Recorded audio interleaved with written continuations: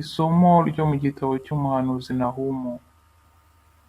Ngiyi intumwa itungutse mu mpinga z'imisozi, izanywe no kubamenyesha amahoro. Yuda, ngaho himbaza iminsi mikuru yawe, urangize n'imihigo wahize, kuko umugiranabi atazagera iwawe ukundi, akaba yarimbuwe burundu.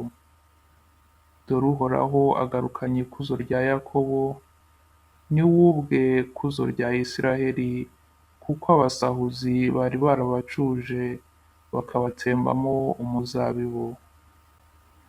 Ugushije ishyano umujyi umena amaraso, ukaba wuzuye ubujura n'urugomo, ntunahweme kunyaga iby'abandi.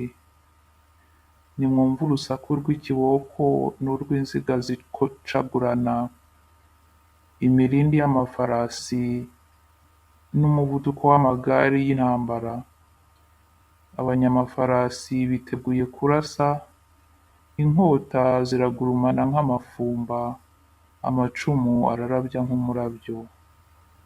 Abapfuye ni benshi, imirambo irandagaye hose, intumbi ntizibarika, baragenda bazisitaraho.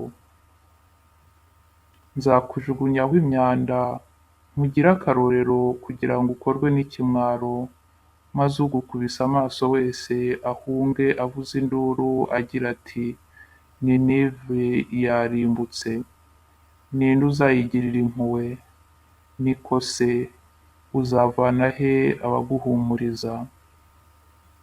Iryo ni ijambo ry'Imana.